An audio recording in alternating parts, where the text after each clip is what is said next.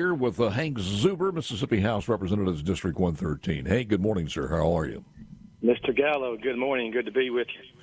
You know something? Here's something I've never asked you, and we got a little bit of a delay going here, but your district goes all the way out to the Horn Island, half of Horn Island.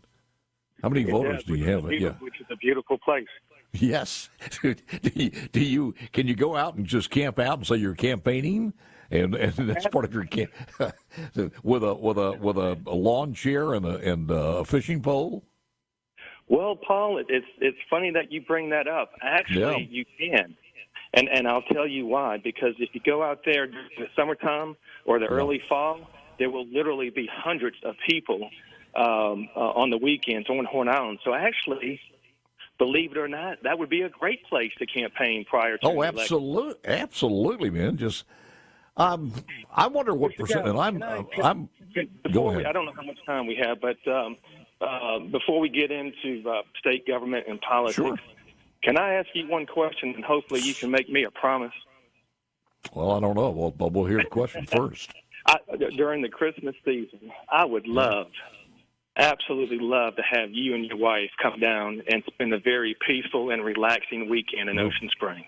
Love to do that under the conditions. I doubt very seriously if I'll be able to do it, but and we can talk about that later. But I do appreciate that. I would love nothing more. I'm one of the guys born and raised in the Mississippi Delta that have never been to any of the. I've flown over the islands, but I've never been to the islands, and I've had so many different invitations to do that, to spend a weekend on fishing.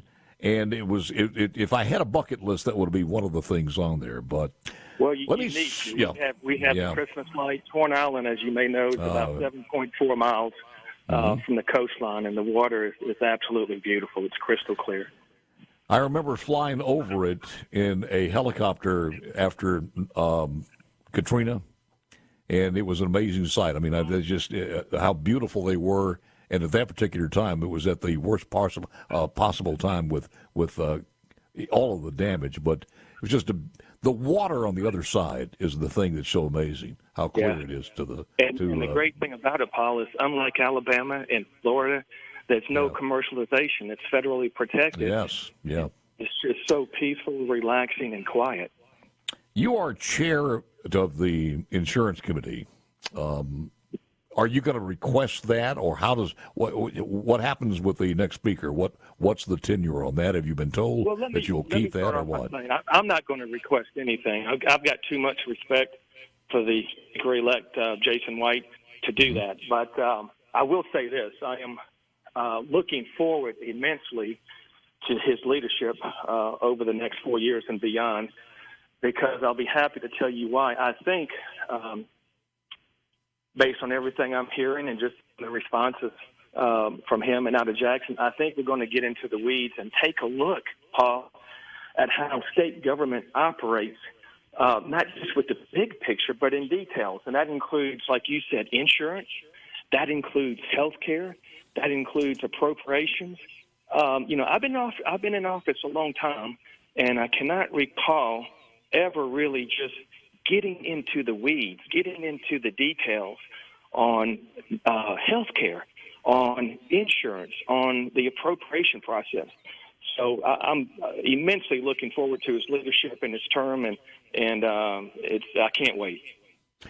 I've said this over and over as far as Medicaid, because this Medicaid expansion narrative that we've been going over now for several years. And I've said, even when Mike Cheney was on or anybody else on the committees were on, I said, look, I think most of us want to see this.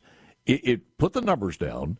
Let the numbers be not Republican or Democrat. Just give us the facts on the numbers. And if it is a good idea, if it's a win-win for everybody out there, then let's do it. If it's not, then tell us why not, and we march on from there. Paul, if I may, let's talk about Medicaid expansion. Sure. And this was not discussed by either Mr. Presley or the governor during the campaign. But Medicaid expansion is just a Band-Aid. And what hasn't been talked about and what hasn't been mentioned to the public is that 20 to 25% of the Medicaid budget comes from where? From you and me and our fellow citizens who are working every day to pay taxes. Mm-hmm. That wasn't mentioned by anybody, number one. Number two, it's a Band-Aid. Why? Because if we do not control the increasing cost of health care and pharmaceuticals, not just in the state of Mississippi, but nationwide, we're going to be, Paul, in the exact same place 5, 6, 7 years from now. Wait a minute. You say when it's a Band-Aid, you're talking about a Band-Aid as far as the hospitals are concerned, or a Band-Aid to what? No, I'm talking, well, the hospitals, Medicaid recipients, a Band-Aid in terms of it's a short-term solution. It's not a long-term solution. If that's the only thing we do, I'm telling you, 5, 6, 7, 8 years from now, we will be in the exact same position where everybody is talking about expanding Medicaid, and the next thing you know, you take it out, you extrapolate it 20, 30, 40 years from now, what do we have? We have everybody on Medicaid. We do not have a private sector. We lose the incentive to come up with innovation and new medicines and new technology, and we get passed by another country. Are there some things to do, Hank, that we could do, but we don't do it because of politics, but it's open to us to think out of the envelope? I mean, to increase the number of providers, whatever it happens to be. Well, I'm glad you brought that up. There's a lot of things that we can do outside the box. Under Speaker Guns and Speaker Pro Tem's White's leadership, we've had several insurance meetings and hearings this summer on a mitigation program and on the cost of pharmaceutical expenses under the state health insurance plan. Paul, for the last several years, pharmaceutical expenses under the state health insurance plan have increased on an annual basis, an annual basis of approximately 20%. That is unsustainable. So I think you're going to have, Speaker White with the House leadership try to force a different pricing model or tweak the pricing model that we have in terms of how the state health insurance plan pays for pharmaceuticals. And I think if we do it, I think we'll be able to save the taxpayers of Mississippi and the state health insurance plan literally millions. Were you one of the people who voted to continue the contract with Centene? I don't know. You can look that up. I probably was. But now, as it came out, regardless of specific management companies, logically, PBMs make sense. Why, Paul? Because they have a larger purchasing power than just an individual state. And that came up during the hearing. Yeah, but they're sucking up. Listen, let me play this real quick. I want you to hear this one, because if anybody can interpret this, you can. So here we go. If you come into my pharmacy, if your grandma comes in and she tries to fill a prescription, I'll give you metformin. My cost on metformin is roughly $2. I would sell her metformin for $4. As soon as she discloses that she has insurance, I have a gag clause. I am not allowed to tell her my cash pay price. I swipe her insurance card, Blue Cross, whatever it may be, boom, copay $10. And she gets her medicine, I charge her $10. Immediately when I swipe that card and I enter all that in the computer, I get a $7 clawback. Where does it go? It goes to the PBM. So you give it I could have saved her $6, but I can't disclose to her that. And now the money, the profits, I make less money, she pays more money, and the money goes back to the big insurance companies. Yeah, and they're the one that reaps the reward of this. And he has a gag order. To the choir. We have had hearing upon hearing just on this issue. It's absolutely, you've got to be a rocket scientist to follow the rebates and the guarantees and the clawbacks. But PBMs, in and of themselves, they have a larger purchasing power. So if we can get them to modify and change their pricing model, I think that would benefit everybody. Now, can Mississippi go directly to the manufacturer and get a better price than the PBM? If we can, let's look into it. You're talking about thinking outside the box. Let's go outside the box and see if we can directly go to that manufacturer and get a cheaper price. I don't think we can, but we can definitely change pursuant to our state contract. Well, you got to figure their profits. Well, hang on. You got to figure their profits into any of the things that you decide to do. But as this guy says, $2. He makes $2. They're making $7. Everybody's getting screwed with the people who are taking care of us, not to make sure we're not being screwed. So Again, we'll continue the conversation on the other side. To Representative Hank Zuber, chairman of insurance. It was kind of interesting too to learn that was a Mississippi State representative given a 2-year probation in connection with making false statements on income tax returns. That's Earl Banks. Judge Carlton Reeves gave him basically a slap on the head with a probation in connection with that case. But he is a member of the insurance commission, or insurance committee, is he not? Was, I should say. Well, look, Paul, our whole tax code needs to be simplified. I mean, that's just, that's a small tip of the iceberg. But if I may, let's get back to the big picture with state government. Sure. I mean, to drive down costs, you just the bottom line is you need more transparency and competition. I mean, with healthcare, why do we have? Yeah. I can understand a CON requirement for hospitals. That's a very, very large capital expenditure and investment. But why do we have a CON process for diagnostic imaging devices? So, that's another part of the big picture. Our information technology, why do we have every state agency with their own IT department? And you have some agencies that cannot network with each other. So, it's like you said, it's the big picture. And with Jason White's leadership, we're going to get into the details. We're going to look into it. Just let me ask you this. A micro perspective instead of a macro perspective. Does some states not have the PBM? Do they handle it themselves as far as the administrative part of that?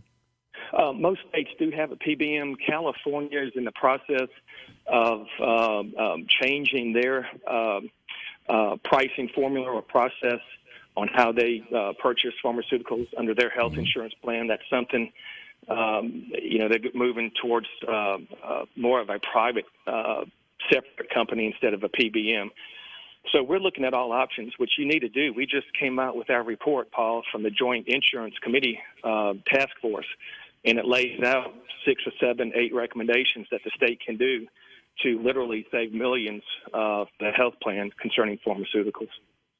I think most people in this state, most of the voters are asking, and certainly after we found out some of the insides and outsides of who's donating to the people for governor or lieutenant governor, et cetera, some type of transparency, not only transparency, but new rules and regulations on who can, and how much money. And as far as just the whole election process on this needs to be checked. But you and I both know a lot of the decisions that are made on Centene or other people's as far as contracts are concerned is because of the amount of money that they're getting in campaign donations. And somewhere down the line, how are you going to put up a viable argument or threat to anybody like PBMs when you have that type of influence?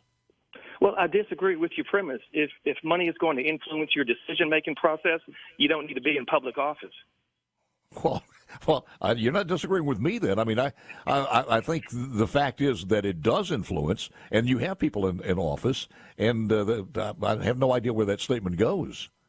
Well, I respectfully disagree. I don't think look, everyone receives political donations. I mean, just about every public official from every level of government.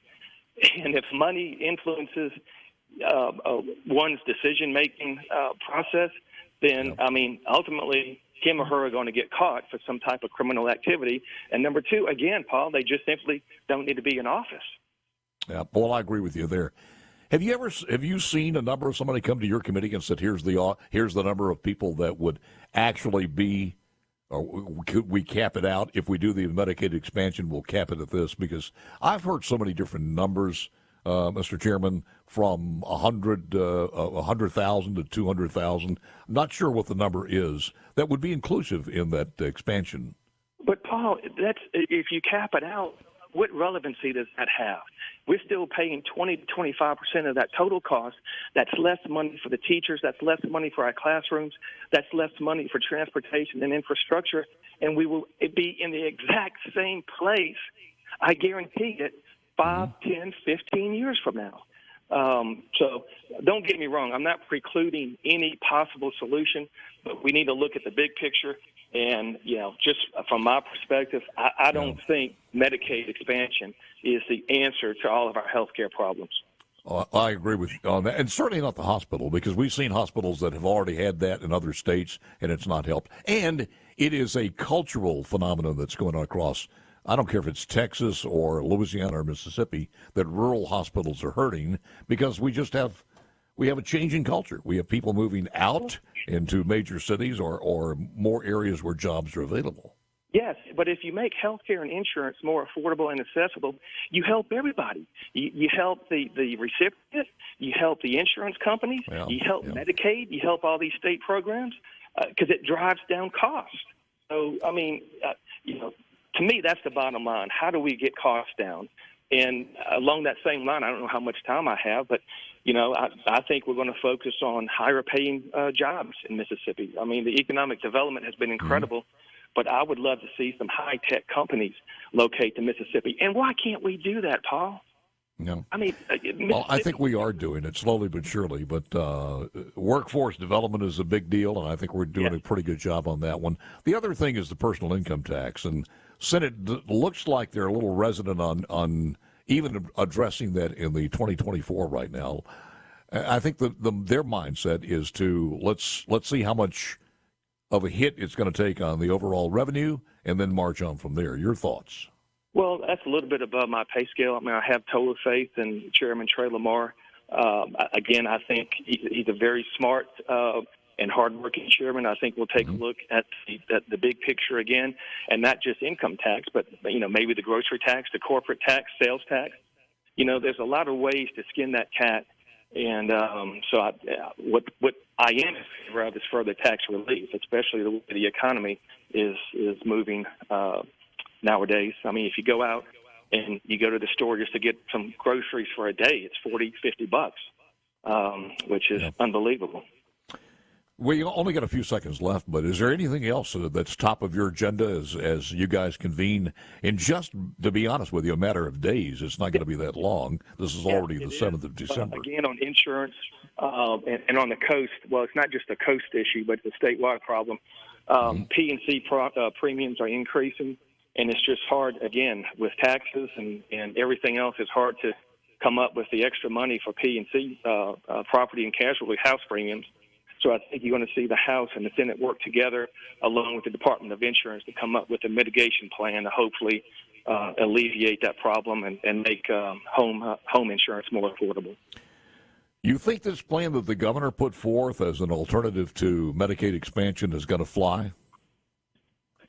Well, I mean, I can't say it's going to fly or not, but I can say that we're going to take a seriously look at it. We're going to study it. And if it makes sense, why not pass it? So you've read over it and you think it has some merit? I have not, to be honest with you. I haven't had a chance. I've been busy with hearings on other insurance matters. All right. Now, the schedule when you guys go in, because this is going to be a 4-month session instead of a 3-month session, because it's the first one of the new legislative gathering. When you do that, what's the procedure in the first week? Will you know your committee assignments by the first week? Well, again, Paul, that's kind of left up to the sole discretion of the Speaker-elect, Jason White. So, I mean, I would be speculating, but, I don't know if the committee assignments would come out within that first week. But I got you. Again, who knows? I can tell you this. Jason is working extremely hard, and he's being pulled in 1,000 different directions, as you can imagine. Yes. So he's going to try to do it as timely and as efficiently as he can. It's probably like putting together the Major League Baseball set schedule for all the teams at one time to get everybody in the right place. It's been a pleasure, sir. I do want to mention, I thank you for your fine offer. I really do. I do want to say, need to get you in the studio when the session is on. Absolutely. I'll be happy to do so, and happy Christmas to you, your family, and listening audience. Same to you. Thank you, sir. Appreciate it very much. Hank Zuber, Mississippi House of Representatives, District 113, Jackson County, and part of